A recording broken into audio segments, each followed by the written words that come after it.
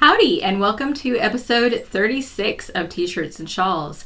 I'm Karen, and today is Thursday, August 24th, 2017. And my son is at kindergarten right now, so I can record without having to worry about any interruptions, which is really nice. At least not any interruptions from him. Kindergarten started last week. He's doing really well overall so far. And it's been nice to walk him to school each morning and pick him up in the afternoon and to somewhat hear about his day. He's not super talkative about what's been happening during the day. But yeah, so things seem to be going pretty well. And we've got a few things to talk about, so we'll go ahead and jump right in.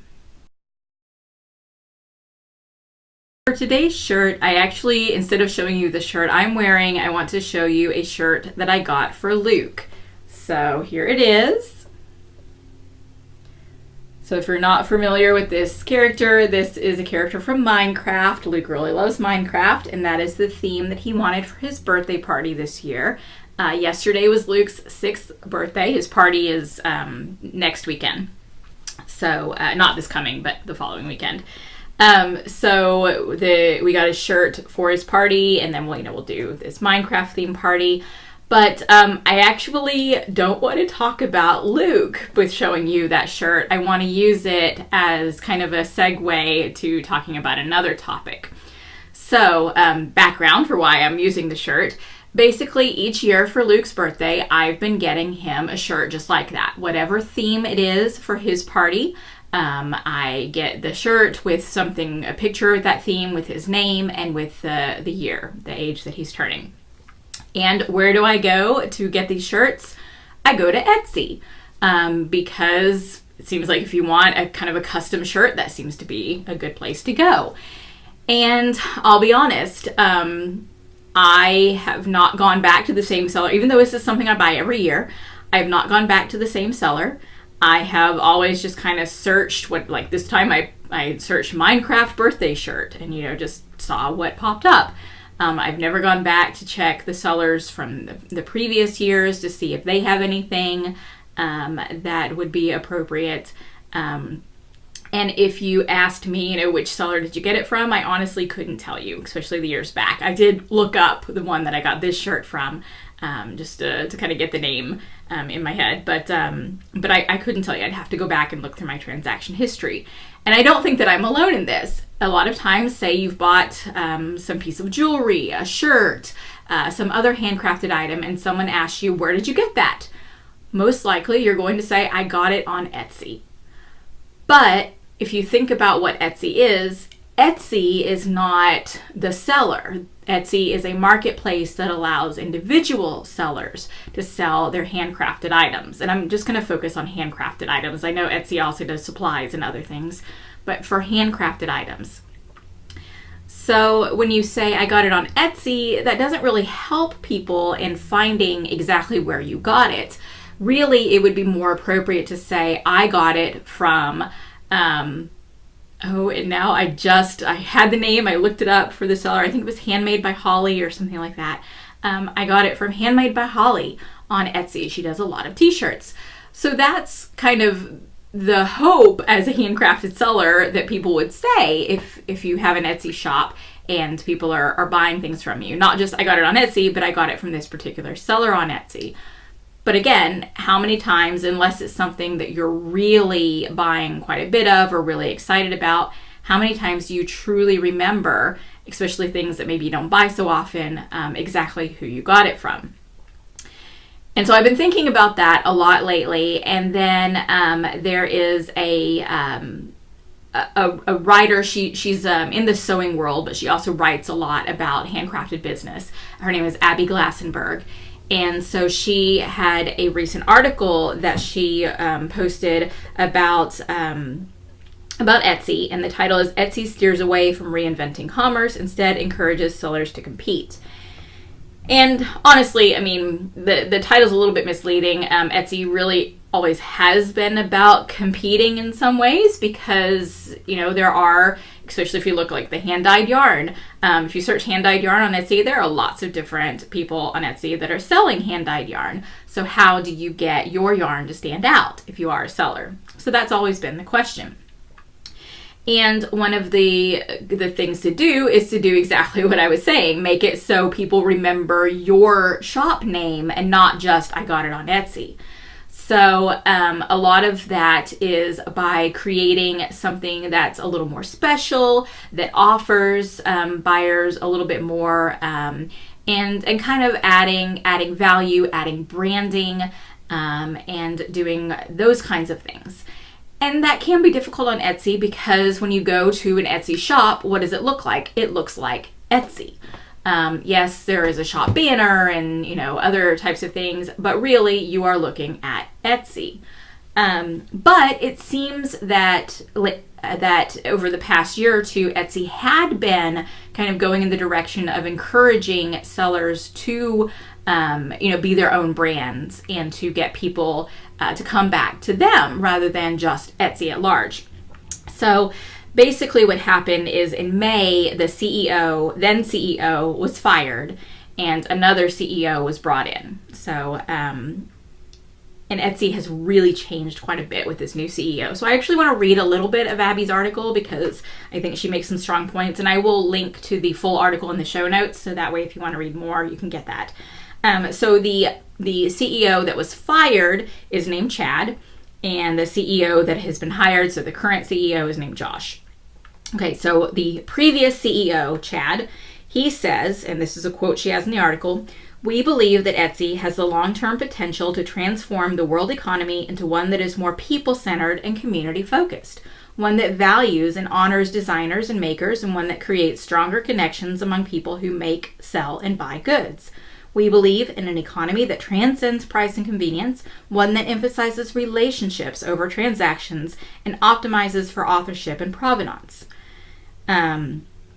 Basically, he said, and he goes on to say that the conventional and dominant retail model has relentlessly focused on delivering goods at the lowest price, valuing products and profits over community, shortchanging the future with the instant gratification of today. I do not believe that this race to the bottom is a sustainable, successful model. So that's kind of I totally agree with everything that he was saying, that especially in the handmade world, that idea of community and focusing on people rather than just profits and products is kind of the way to go in that type of business. So the handmade business. Because you're getting something that is made by hand, made by somebody. It is very much, I think it should be a very much a people-centered type of thing. So now, so Etsy had been kind of doing some things that was kind of encouraging sellers to create their own brands. So some of the redesign of the site so that shops had much larger banners, so it would look a little bit more like their own shop. And then they created something called Pattern that allows you to create a website that doesn't have all the Etsy branding everywhere, but is still underneath Etsy. There were some problems with Pattern. I decided not to go that direction. But they were doing things to encourage people to build community, to build value in ways other than just basically competing on price. Which seems to be, in many other avenues and many other industries, kind of the main way to compete. Okay, so Etsy was making steps to help sellers become their own brand and create those relationships. Now, this new CEO that's been in since May, Abby's article says, "I'm noticing a real change in the way Etsy talks about itself, its sellers, and its future." So what let me find the...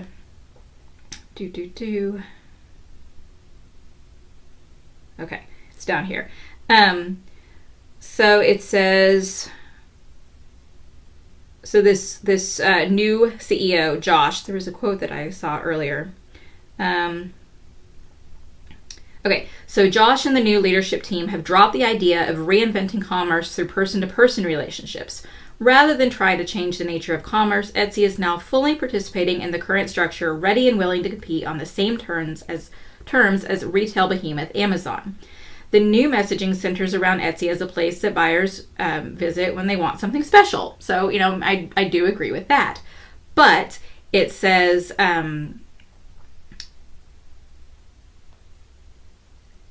that special, so they're turning to this for something special, but when they do that, they still are kind of expecting the same types of things as they would on any other retail site.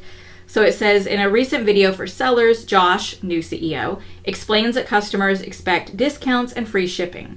Last Christmas, and this is a quote, last Christmas, sales and coupons and free shipping were ubiquitous all over the web, and buyers felt that if they were paying full price or paying for shipping, then they were getting a really bad deal. In the Chad era, so previous era, the company would have tackled this problem by helping sellers tell their stories more effectively, better show the details of their handcrafted processes so that customers could understand their pricing. And I completely agree with that. You have to show the value, that it's not just the lowest price, that you're getting something more with these handmade items. But in the Josh era, today, Etsy is telling sellers, we need to arm you with the tools and the context you need to be able to compete in this bigger environment where price is the most important thing. So basically it says this month Etsy launched new coupon and sales tools that allow sellers to put their entire shop or entire categories within their shop on sale with the click of a button. And beginning on August 22nd, shoppers will be able to browse and shop promotions through a new special offer filter. So August 22nd, 2 days ago, I haven't gone to Etsy to check to see what that's like. But I guess you can probably search items for special offers, is what I'm assuming. And then Etsy is launching its first global site sale on Labor Day weekend. An email sent to all sellers yesterday explained, during this popular shopping weekend, many retailers run special promotions and many shoppers are looking for a good deal. And it instructs sellers basically on how to kind of get into that sale. So then the final thing, it says there's two very different versions of value. There's the Walmart and McDonald's version, which is price and convenience. And then there's values, kind of the value that's more than price. And that part is really hard. And it looks like, in Abby's last line, it looks like Etsy has given up and given in. And are going more toward the Walmart and McDonald's, where they compete on price rather than on value. Okay, so I know this is kind of long, and maybe this is a little bit of a soapbox, but this is something that I really, really think is important to address. Basically, as handcrafters, I think that so many people don't value what we do. So let me give you a couple of examples. How many times have you ever knit in public? Let's be more specific. Maybe you're knitting some socks, and somebody comes up and asks you what you're doing, and you explain that you're knitting socks, and they said, oh, I would really love to have some hand knit socks. I'll give you $10 for those. And you're thinking, $10 doesn't even cover half of the cost of the yarn. So say you're using hand dyed yarn, and just for math's sake, we're gonna say the yarn was $25. So the yarn itself is $25. And so you tell the person, I'm sorry, but $10, these socks are worth way more than that. And the person says, okay, well, how much would I have to pay for them? So you do some quick math. We're just gonna, a lot of like pricing calculators say like take materials and multiply by 3 and then maybe add time. So we're gonna do that, take 25, multiply by 3, get 75, maybe add a little bit more for time. I'm just gonna make this evenly rounded. We're gonna say 100. So you say, well, a pair of socks would cost $100. What do you think the reactions usually are? All right, here's $100. I'm looking forward to my socks. Hopefully I'll get them tomorrow. Just thinking about unrealistic expectations. How many people really just give you the $100 for the pair of socks? They probably say, oh, wow, yeek. I that's a little bit more than I want to pay on a pair of socks. Okay, so people don't fully understand what it costs to create this handcrafted item. Another example, I was in the Knitting Fairy for my trunk show this past weekend, and the way, if you've never been in the Knitting Fairy, it's kind of got different rooms in the shop, And so I was in the front room, and there were two women who were in kind of the middle area, and I could overhear their conversation. And they were commenting upon the price of some of the yarn, and I don't know what yarn they were looking at because I couldn't see them. But in that room, there were some other hand-dyed yarn.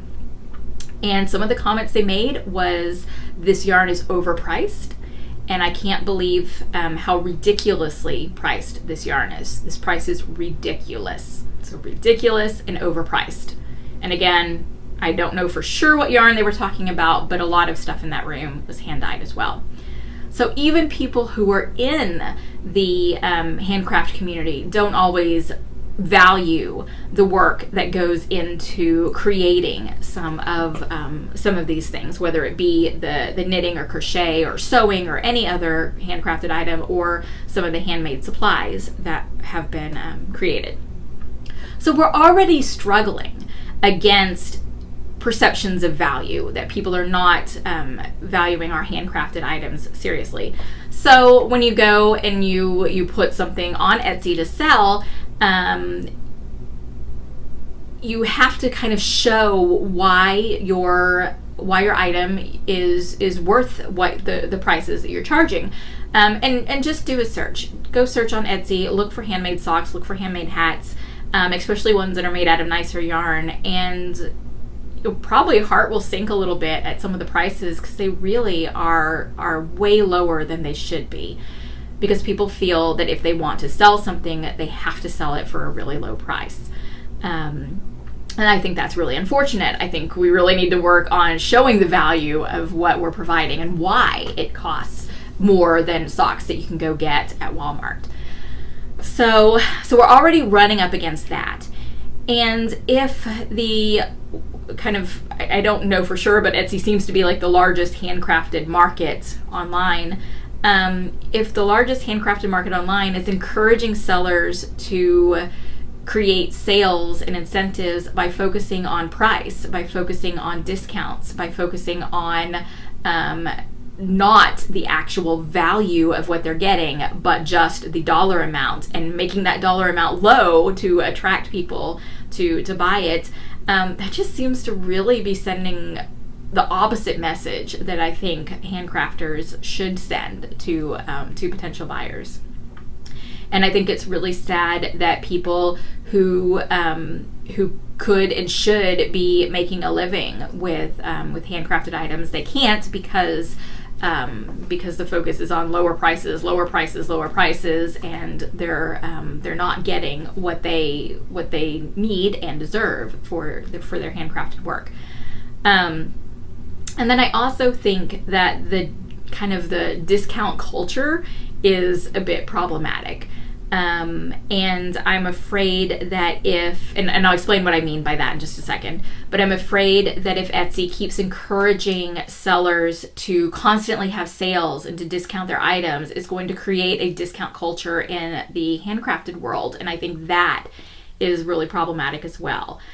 So what I mean by that is, and again, I'll use examples. So I shop at Kohl's. So for those of you not familiar with that, it's like a department store, mostly clothing. And Kohl's seems to always have a sale. It's very rarely that you go in there where something is not on sale, or you don't have a coupon or Kohl's Cash, or something that you can do to save a lot of money. Most often, whenever I get a receipt, whatever I spend, let's say I spent $50, my receipt will say, you saved $150 today. I mean, it's something ridiculous that I usually save way more than I spent that day because of all the discounts and coupons. So as a Kohl's shopper, what have I been trained to do? Am I ever going to buy something at Kohl's at full price? No, that would be stupid, because if I just wait, it's going to get on sale. And so Kohl's has trained me to never buy anything full price.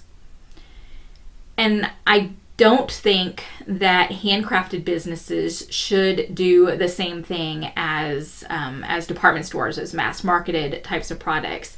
I think that always, having training people to expect things to constantly go on sale, then nobody's ever going to want to buy at full price anymore, because they think, oh, if I just wait, it's going to go on sale. So I'm going to buy it on sale. And most people with handcrafted business, they're working with pretty small profit margins to begin with, and so if they're constantly having sales, and then their profit margins are going less and less and less, and fewer people are buying the full price items, and it just becomes this vicious cycle. So I do want to make a couple of things clear. I'm not against having occasional sales. I am not against getting a good deal. Like I said, I like to get good deals at Kohl's and save all the money on the discounts.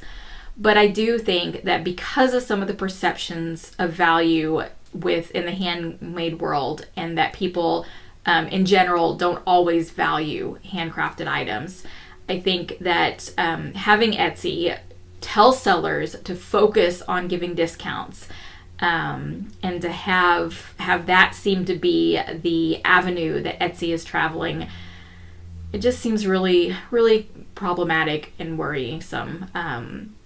And so I think that it's kind of what's going to happen in the future of Etsy, and the future of the handcrafted world. Definitely a lot of thoughts that are going through my head, and I thought that I would share some of them with you, maybe get you guys thinking about some of these things. And if you have comments, if you completely disagree with me, if you do agree with me, you have more to say, or if you just want to share some of your own experiences, please come to the Ravelry group for the podcast, the discussion thread for this episode, and share your thoughts about this, because this is something I'm really interested in trying to see what this means for the future of handcrafted businesses if Etsy starts to go in this direction. So I know that was really long, quite a bit to say about that, but like I said, I really do think it is important. So come share your thoughts with me over in the Ravelry group for the podcast. For this shawl, I have a hot off the needles finished object. I finished this Monday evening at my knitting group, the Wonder Woman shawl. So it's a little bigger than I can show on the screen, so I'm going to kind of try my best to show it. And then it goes on to the end on either side. So the Wonder Woman shawl, this is, or Wonder Woman wrap, I think is the official name. Carissa Browning, who I got to meet at the Knitting Fairy this weekend when I was there for my trunk show. She came in. Anyway, so this is a really, really fun project. It uses short rows. I've mentioned before that the pattern calls for wrap and turn. I converted them to German short rows. Really easy conversion for this, since it's in garter stitch. And yeah, I definitely enjoyed working on this. It's a fantastic pattern. If you are a crocheter, she just released the crochet version of this wrap, so make sure to check that out if you're interested. And there's also a smaller size, so if you want to make one for like a small child or something, then you can do the smaller size.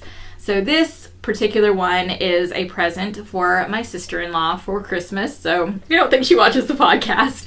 So I'll wrap this up, and I'm kind of excited that I have a Christmas present done this early. Usually I'm kind of waiting until in December and then doing this flurry of knitting to try to get things done, and never really get as much done as I want. So really excited to have a present out of the way. The yarn, I can't actually tell you about the base yet, because it is something that is coming up for a certain group of people. I want to try to not give too many spoilers, but the colors, the yellow is Doubt and Suspicion, which was a Yarn Club color, which I think it's next month, is available to outside the club. And then the red is what I'm calling Unpoisoned Apple. So my Poisoned Apple colorway, I do a red, and then I over dye it with some gray. So this is just the red without that over dye of gray. And I originally was going to do Poisoned Apple, but when I pulled it out to add the gray, I decided I really liked just the red against the yellow.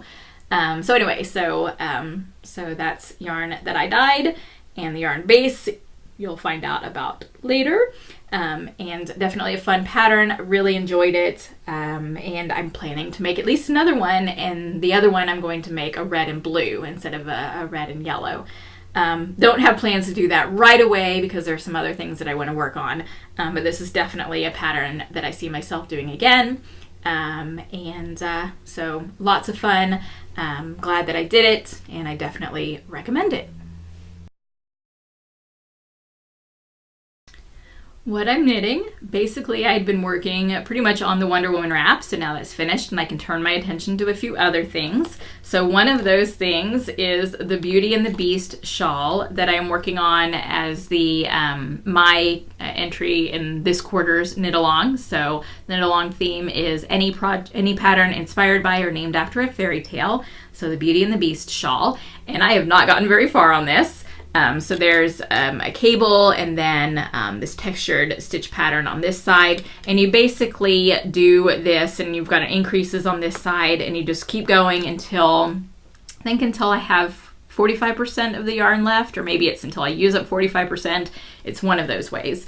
I'll have to double check the pattern before I get there, but I think I've got quite a ways before I really need to worry about that. So I basically really need to get to work on this if I want to finish it before the end of the quarter, which is the end of September. So I still have some time, but definitely something I need to focus on if I want to get it done. Then I am almost finished with the second sock. This is the Mustache Yarns Dark Side EPV colorway. So under here, I've got gray started, and when I started the gray, I started the decreases for the toes. So I think I've gotten 2 rounds of decreases in, which I actually did this morning. So I'm hoping that evening knitting time tonight, if I decide to work on this, then maybe I can finish it. I might work on Beauty and the Beast tonight. It kind of depends on what I'm feeling like. But this really is probably one knitting session away from being done. And it's the second sock, so that means the project will be done. Yay! And then the other thing that I've been working on is I actually pulled this again back out, the long and winding row cowl, which I showed you guys last time.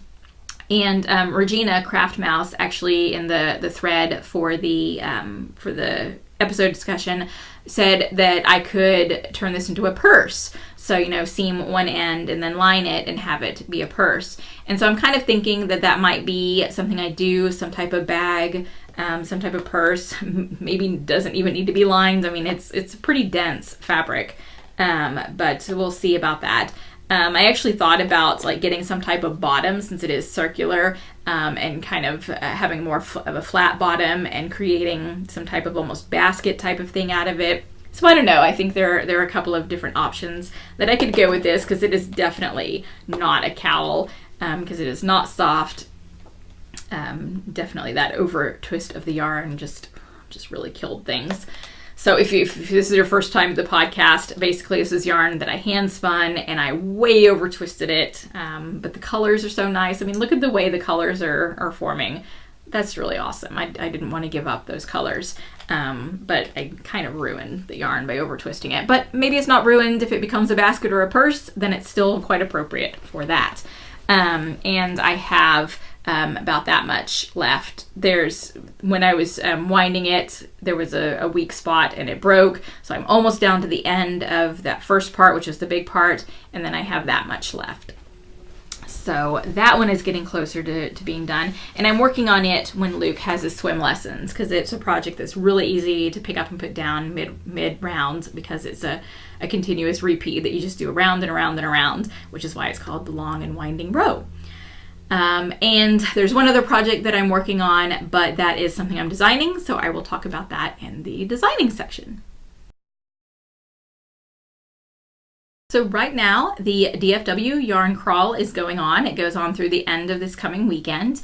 And last weekend, the first weekend of the crawl, I was up at the Knitting Fairy for my trunk show. So my yarn is in the front room of the Knitting Fairy. So if you walk in the front door, you basically walk right into my yarn. And I was there on Friday and Saturday. The yarn is there the entire time. And then also while I was there that weekend, there were several other trunk shows going on. One of them was Erin.Lane bags. And I've seen Erin.Lane bags for quite a while, and I actually have never bought one, which I'm kind of surprised about because I've really liked some of her fabrics and her bag designs, but I just hadn't bought one yet. So I decided, you know what? She's here, she's set up with all her bags. I would like some bags. But I'm really finding that I like zippered bags these days because the kittens definitely are very curious about yarn stuff. So having zippered bags, as long as I make sure when I close the zipper that there's no yarn that's going to get caught in the zipper, that it seems to work better to keep the cats out of the bags. So she has, and I'll actually show you the back and then the front. There is actually a back and front to this bag. So she had some zipper bags, and they were in her Shawl fabric. So this is special fabric that she's created that have sheep that are dressed kind of like people, so sheeple, and various kind of geeky themes. So she has Star Wars, which I didn't buy a Star Wars one yet. I probably will buy one. And then she has Doctor Who. So here are the Doctor Who sheeple. So you can see the TARDIS, and it actually says She Police box. I don't know, it's actually upside down for you there. So there's a TARDIS. You've got sheep kind of dressed in different things that are Doctor Who related. And then the other really nice thing about this bag is the front of it has this view pocket, so you can, or panel, so you can see the project that's inside, which is really nice because when you have a whole bunch of projects going on and a bunch of bags, a lot of times I try to remember which project is in which bag, but I don't always remember. So being able to see that is really helpful. And then I bought a second one, so that's kind of the smaller size. And then I bought a second one that's in a larger size, and this is Harry Potter sheeple. So you can see there's a little Ron sweater and various other types of things that are Harry Potter related. And again, this is a panel that you can see through.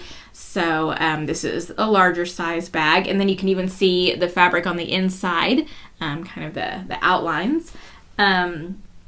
So I'm really, really liking the fabric on these bags, and I really like that I can see what my project is in there. So these are my first Erin.Lane bags, and I will probably at least get a Star Wars sheeple bag. She also has bags with quotes from those various geeky things I just mentioned. And she didn't have any in the quotes that had these view panels.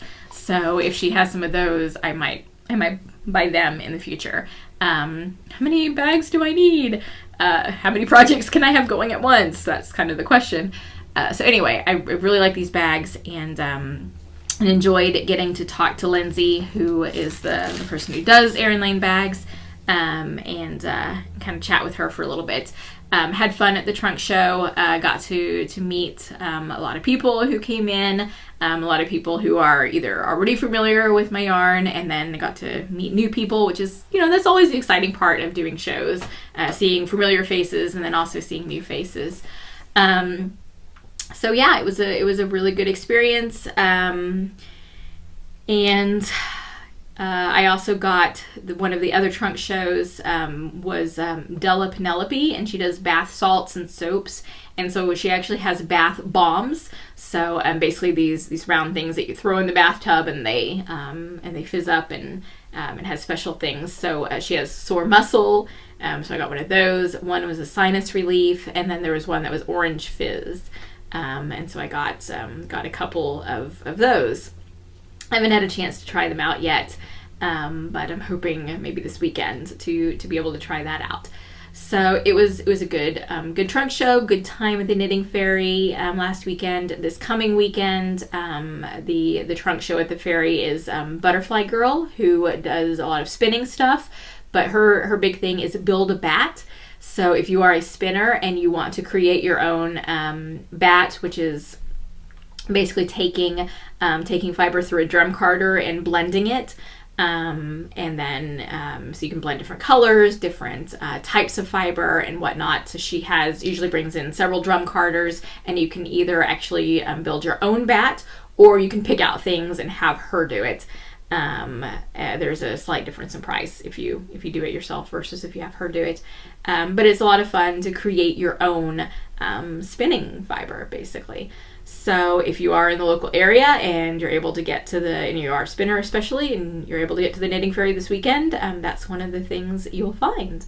And that's what I have been stashing recently. So that's what I've been stashing for the Yarn Crawl. Totally just remembered, I was looking at my desk and I saw a package on my desk. I got, a couple of days ago, the next shipment in the Elemental Fiberworks Fiber Club. So I did not open it because I enjoy doing the opening on camera. So I did just now open the bag, the shipping bag itself, because it was really rattly. So I wanted to kind of not have quite as much noise going on. So I've opened that, but I have not peeked inside. So I've still got it closed in my hands here. And now let's see what's in there. Not looking, not looking. Ooh, look at all those colors. Ooh. Wow. Okay, I'm gonna take this out of the bag so we don't have to have super crinkles here. Wow, that is just super colorful and super pretty colors. That's really awesome. And it looks like this is BFL and silk. One of my favorites. I love BFL, and adding silk to it is great. So here is the postcard that went with it. So the first exoplanet. Yeah, so that looks fun, and I can see why this has lots of different colors in it. So that's really fantastic, and it also looks like she got new tags. So here's the new tags for Elemental Fiberworks, and so that should be fun to spin. A few days ago I cleaned out my closet that I have here in this room. Sometimes, especially when I get new fiber, my fiber isn't quite as organized as my yarn, and so I've just been kind of tossing it in the closet. So I pulled out all the fiber and gathered up all the shipments from Elemental Fiberworks from this fiber club, because it's been a full year of shipments, and now we're into this additional 3-month. So this is actually the 13th shipment that I've gotten, and I unfortunately have not spun any of them. But I pulled them all out and I put them all in one location, so I have them all together. And since some of the bases are repeat bases, I'm kind of planning on looking at some of the fibers and seeing if some of the colors might work really well together in different braids, even even blending some of the fiber content possibly, and thinking about doing kind of larger projects rather than single braid projects. So it's kind of nice to have it all together. So 2 more shipments, and then I think I'll probably start planning out spinning projects that I might actually do. I have a couple of things that I'm working on for designing. One is a hat pattern that is going to be in the DFW designers collection. So this will be the 2nd volume. We're just at the end of the 1st volume. So I had actually a cowl project that I'd already designed that was put in that collection. But this volume 2, I am doing a brand new design, and for the year it will only be available in the collection, and my month is March, so the pattern will be out. So basically how the collection works is you buy the whole collection, and then each month 1 to 2 patterns gets distributed. So my pattern will be in March. So this is a hat, and this is a cable stitch that actually also uses some slip stitches in there, so that's why you kind of get this slightly different look for the cable. And it is framed by these basically twisted stitches that create what I'm envisioning as kind of a scroll type of thing. So you've got this scroll that creates a frame for the cable. And so when I'm thinking kind of scrolls and announcements and proclamations, especially for medieval times, my first thought was the herald. So the person who was sent as a messenger, who announced the proclamations, who at tournaments would announce the knights, and so this is the herald hat, and there's a little bit more information about heralds that I put into the pattern.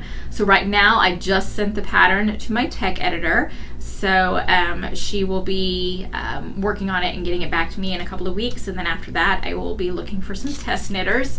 And then also the top of the hat kind of creates this this triangular joining kind of thing.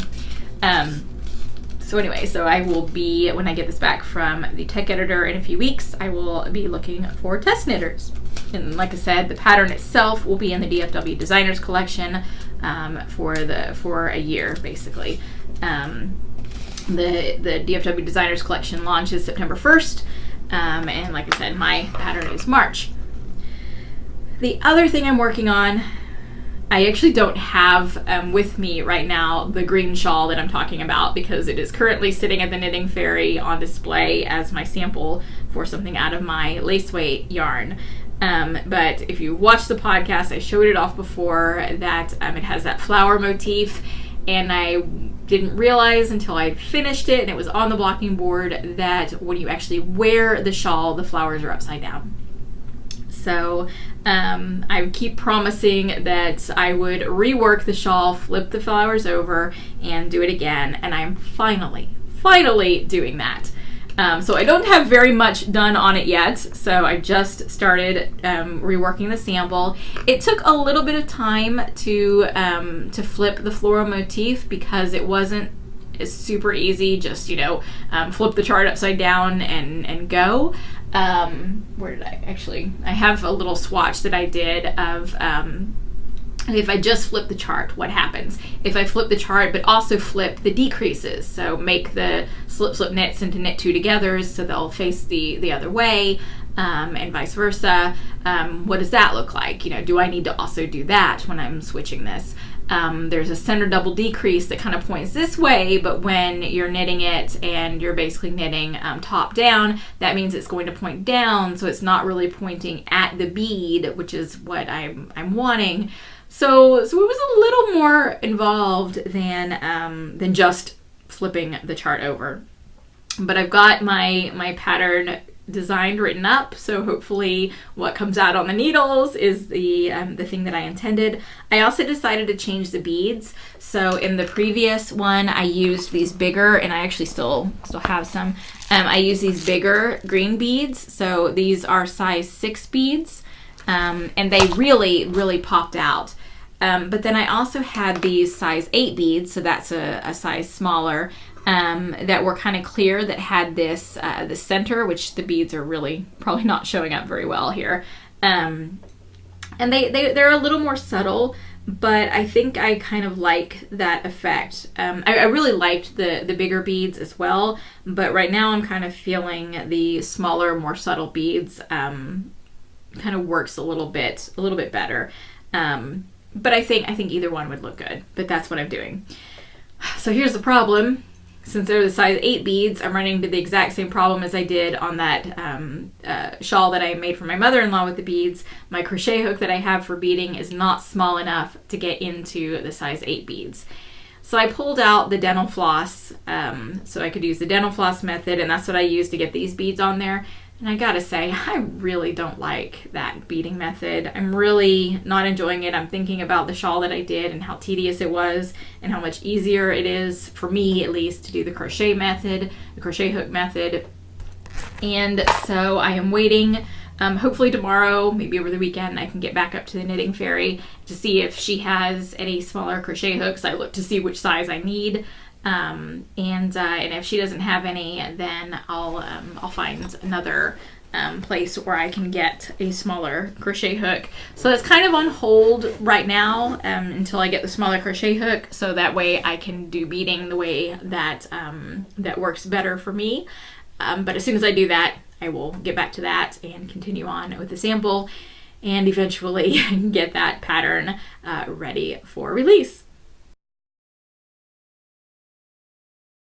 For what I'm dyeing, I basically did a lot of dyeing for the yarn crawl. I did not get quite as much self-striping dyed as I had hoped, so I'm still trying to get more self-striping, since my next big show is not until April with DFW Fiber Fest.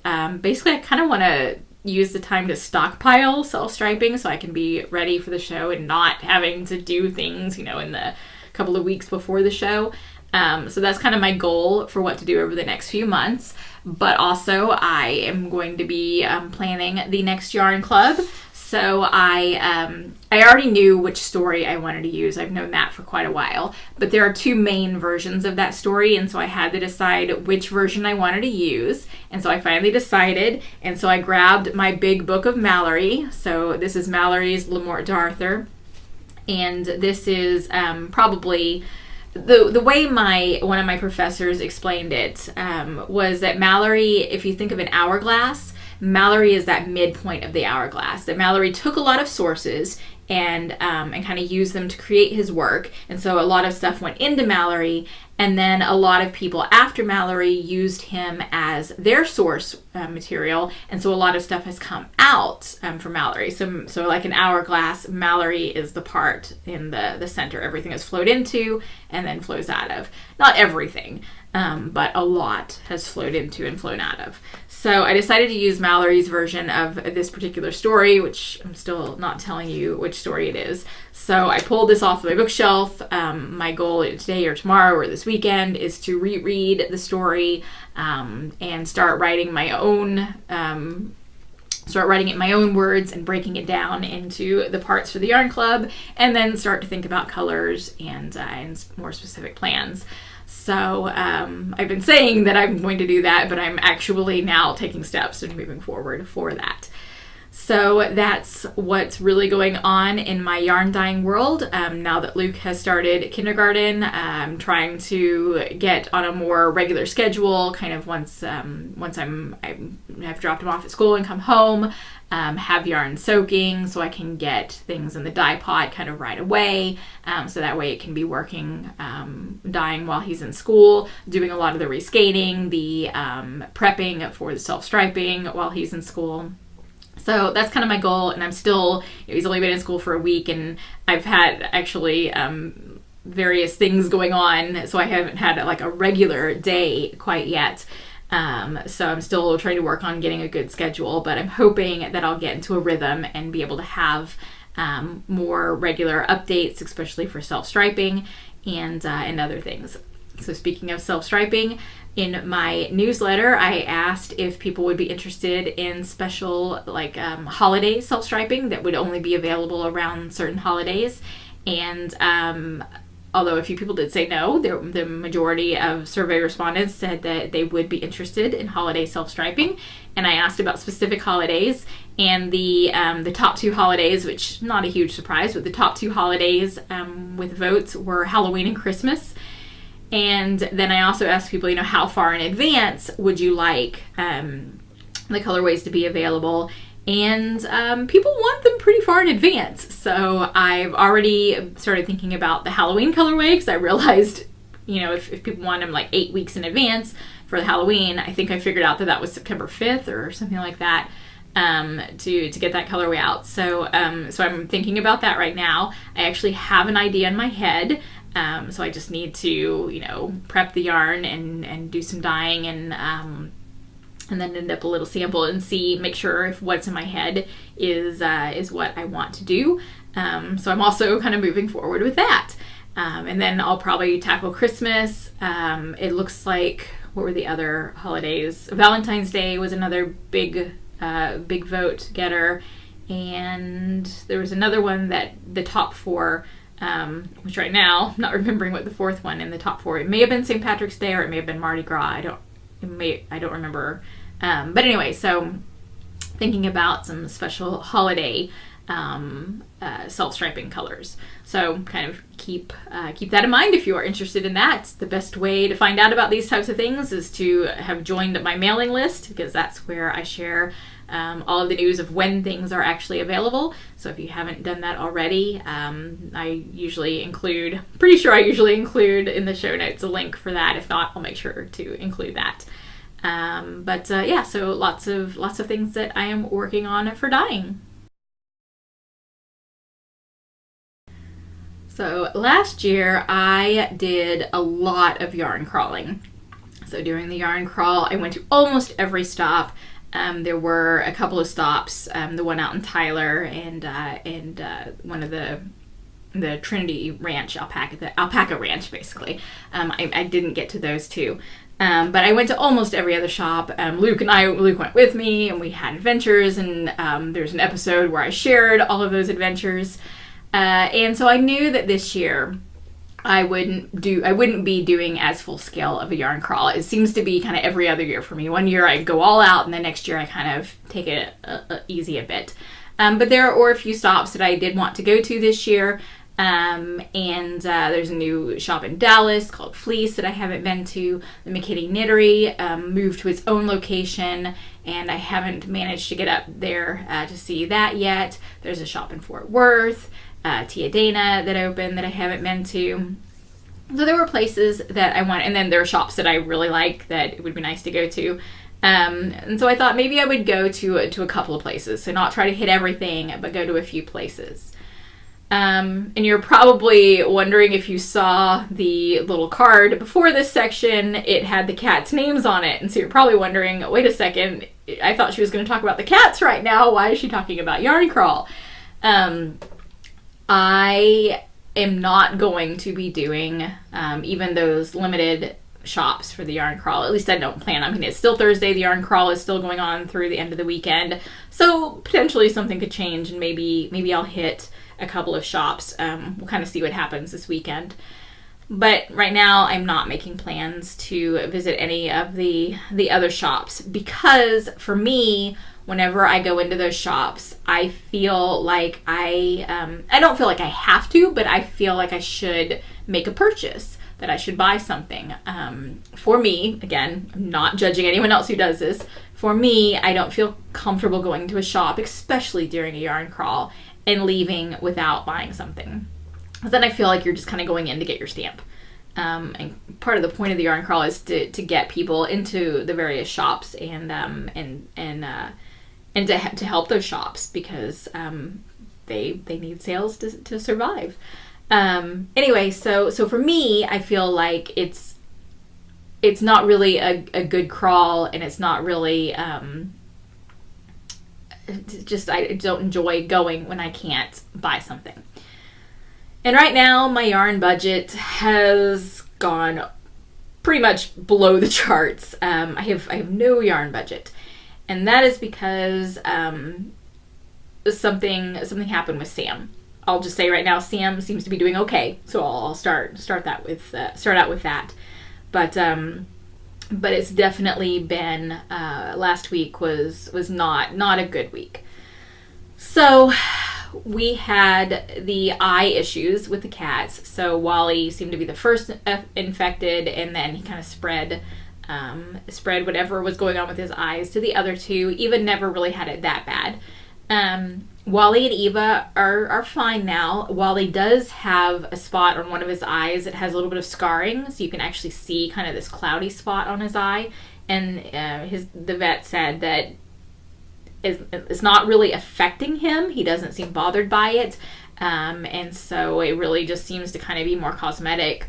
So we're not really worrying about it. Although, keeping an eye on it, make sure it doesn't get bigger or worse. Anyway, so he has that scarring, basically. Sam, however, one of his eyes, and it was actually not the first eye to get infected, one of his eyes just seemed to be getting worse and worse and worse, instead of getting better. And then occasionally it would seem like maybe it was getting better, and then the next day it would just be worse again. So I'd been, kind of cleaning his eye. There were some drops that I was using, and giving him the drops each day. And he didn't really like me, touching his eye and cleaning it and putting in the drops, but he would tolerate it. Last week on Tuesday, the morning I went to clean his eye, and he was not having it. He was very obviously in pain. He wanted me nowhere near his eye, nowhere near his head. He didn't want me to touch him at all. And I'll just say his eye looked really bad. And so I immediately called the vet and was able to get an appointment to go see her that day. And so I brought Sam in. And I'm just going to warn you, if you are squeamish about eye stuff, you might skip ahead 30 seconds. I'm squeamish about eye stuff, so I'm not going to go into too much detail. But basically, she said she felt pretty sure that he had something called a melting corneal ulcer. I'll just kind of leave it at that. I'm not going to describe it. But it was something very bad, and it was something that she thought would probably need surgery to repair, that it was not something that she felt could be treated medically. She also felt that it was something that, although she could try to help, she didn't feel that she had the skills to do it. She was afraid that it might be so bad that his eye would need to be removed. And there was a possibility if that happened, because of the way, all of the stuff is connected, that if she hit the wrong thing while she was in the surgery, she could make him go blind in the other eye. And so she had done that type of surgery in dogs, but she hadn't really done it in cats. And she also just wanted to make sure that, that was what was going on. And so she referred us to basically an animal eye doctor, so an eye specialist. And so she managed to get us an appointment at the eye specialist for that Thursday, so a week ago today. And it was one of those appointments where we didn't actually have an appointment. I dropped Sam off in the morning, and then whenever the doctor had some time, he was going to examine Sam and then let me know what he thought. So I got a call. I had actually, dropped off Luke at school, dropped Sam off at the vet, and was working my way back home. I stopped to do a little bit of shopping, and so I got the phone call in the middle of the store I was in. And the doctor, the eye doctor, did confirm that what the original vet said was right. And so here's again another little detail. If you don't like it, skip ahead just a tiny bit.